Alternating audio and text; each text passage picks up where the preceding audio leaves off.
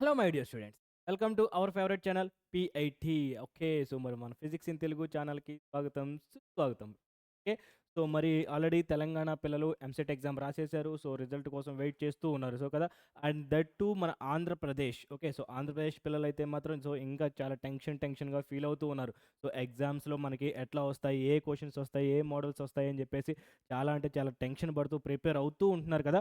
So, don't worry నాన్న. So, ఒక్కసారి ఇక్కడ చూడండి. సో, మీరు ఏంటంటే టెన్షన్ పడాల్సిన పని లేదు. పేపర్ అనేది చాలా అంటే చాలా కొంచెం మోడరేట్‌గా వచ్చే ఛాన్సెస్ అయితే ఉన్నాయి. సో, అసలు ఆ పేపర్ ఎట్లా వస్తుంది? ఓకేనా? సో, మరి ఇప్పుడు మనకి వచ్చే ప్రతి ఎగ్జామ్ ప్రతి కాంపిటీటివ్ ఎగ్జామ్ చాలా అంటే చాలా టఫ్‌గా వస్తూ ఉన్నాయి. సో, దాన్ని దృష్టిలో పెట్టుకొని ఆంధ్రప్రదేశ్ ఓకే. ఎవరైతే ఈఏపీ సెట్, ఏపీ ఎంసెట్‌కి ప్రిపేర్ అవుతున్నారో దాన్ని దృష్టిలో పెట్టుకొని మీరు కొంచెం అంటే కొంచెం కేర్‌ఫుల్‌గా మీరు ప్రిపేర్ అవ్వటం అనేది చాలా అంటే చాలా మంచిది. ఓకేనా? సో, మరి ఎట్లా ప్రిపేర్ అవ్వాలి? ఏంటి అంటే మనం ప్రీవియస్‌గా ఎగ్జామ్స్ చూసుకుంటే ఓకే. టీఎస్, ఎంసెట్ చూసుకుంటే షిఫ్ట్‌ల వారీగా చూసుకున్నట్లయితే first shift, second shift and first డేట్‌న అంటే మే 2, 3, 4 జరిగింది కదా! సో, మే 2 వచ్చేసరికి మనకి ఫస్ట్ షిఫ్ట్, సెకండ్ షిఫ్ట్ వచ్చేసరికి మోడరేట్. సో, మాక్సిమం మనకేంటి మోడరేట్ లెవెల్‌లో వచ్చింది.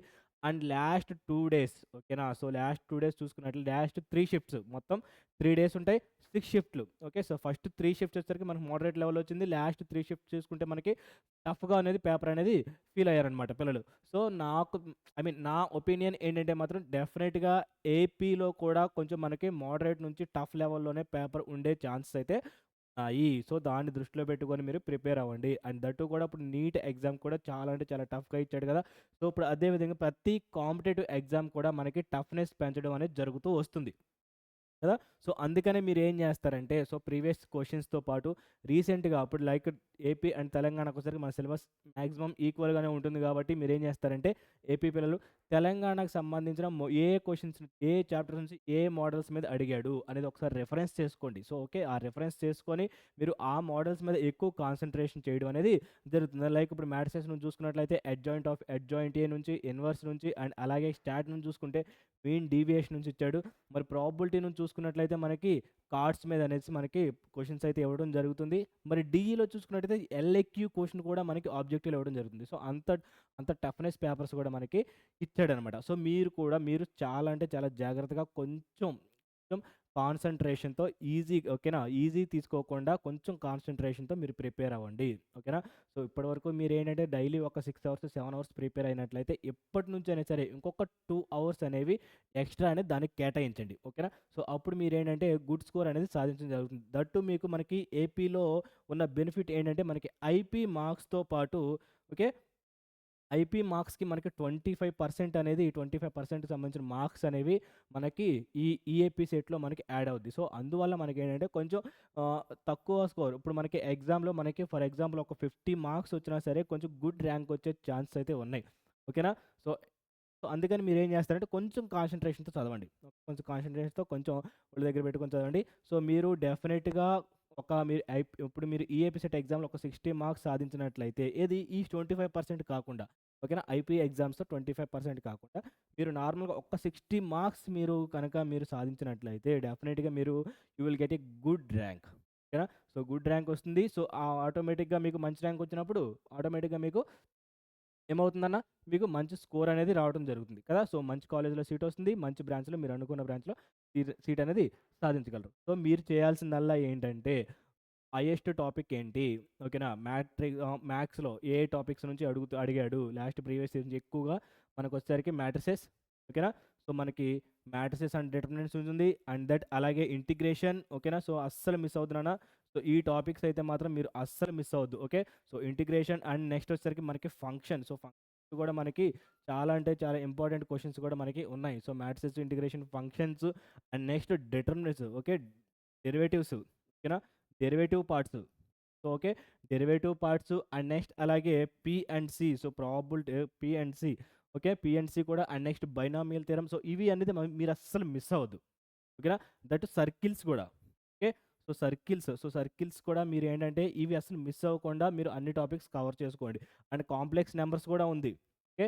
సో, కాంప్లెక్స్ నంబర్స్ నుంచి కూడా మనకి 4 okay. Complex numbers and Deimos theorem నుంచి మనకి 4 క్వెషన్స్ కాంప్లెక్స్ నంబర్స్ నుంచి మన తెలంగాణ వచ్చేసరికి మనకి Z1 plus Z2 into Z1 minus Z2 something ఇట్లా ఒక క్వెషన్ అనేది అడగటం జరిగిందనమాట. దట్ మీరు ఇంటిగ్రేషన్ ఓకే. ఇంటిగ్రేషన్‌లో చూసుకున్నట్లయితే మనకి పార్షియల్ ఫ్రాక్షన్ మెథడ్ ఉంటది కదా ఇంటిగ్రేషన్‌లో. సో, పార్షియల్ ఫ్రాక్షన్ మెథడ్‌కి సంబంధించిన క్వెషన్ కూడా ఒకటి మనకి అడగటం జరుగుతుంది. సో, దీన్ని బట్టి మీకేం అర్థం అవుతుందంటే మనకి మినిమమ్ మ్యాథ్స్‌లో చూసుకున్నట్లయితే 80లో మినిమమ్ మీరు ఒక 20 క్వెషన్స్ ఎంత టఫ్‌గా ఇచ్చినా సరే ఒక 20 క్వెషన్స్ అనేవి మీరు ఈజీగా అటెంప్ట్ చేయగలరు. ఓకే. సో, ఫిజిక్స్ చూసుకున్నట్లయితే ఒక 15 క్వెషన్స్ ఓకే. ఫిజిక్స్ ఒక 15, కెమిస్ట్రీ వచ్చేసరికి ఒక 20. కెమిస్ట్రీ వచ్చేసరికి ఒక 20 క్వెషన్స్ మీరు చూసుకున్నట్లే ఇక్కడే మీకు 45 మార్క్స్ వచ్చేస్తున్నాయి. ఓకే. సో, మీకు ఏంటంటే scoring subject hero of the EAMCET వచ్చేసరికి మీకేంటంటే కెమిస్ట్రీ అని చెప్పేసి నేను చెప్తాను. నా సబ్జెక్ట్ మ్యాథ్స్ అయినా సరే hero of the scoring okay. Scoring subject ఏంటి అంటే కెమిస్ట్రీ. సో, కెమిస్ట్రీ మీద ఎక్కువ కాన్సంట్రేషన్ చేయండి. ఓకేనా. సో, కెమిస్ట్రీ మీద మీరు ఎక్కువ కాన్సంట్రేషన్ చేస్తే ఈజీ చాప్టర్ కదా. ఈజీ అంటే ఈజీ చాప్టర్ కెమిస్ట్రీ వచ్చేసరికి మీకు 40 మార్క్స్‌కి మినిమమ్ 25-30 నేనైతే 30-35 మార్క్స్ అని చెప్తాను. 30 క్వెషన్స్ మీరు ఈజీగా కెమిస్ట్రీ నుంచి గెయిన్ చేయగలరు.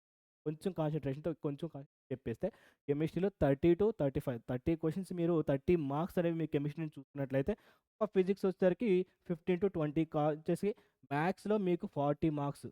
నేను హాఫ్ హాఫే ఏసాను మ్యాథ్స్‌లో. లేదు 30 ఏసుకోండి. 30 ఏచేసినా మీకు దగ్గరగా ఎంత అవుతుంది 80 మార్క్స్ అనేది మీకు ఇక్కడే వచ్చేస్తున్నాయి. ఓకే. 80 మార్క్స్ మీ దగ్గరొస్తుంది. 25% అనేది మీకేమవుతుంది? ఇక్కడ దీంట్లో తగ్గుతుంది. దీంట్లో మనకి యాడ్ అవుతుంది. ఐపీ నుంచి మనకి 25% మనకి దీంట్లో యాడ్ అవుతుంది గదా! సో, మీరు దీంట్లో నేను అందుకే చెప్తున్నాను. లేదు మీరిక్కడ 20 చూసుకున్న 20, 20, 30 60 మార్క్స్.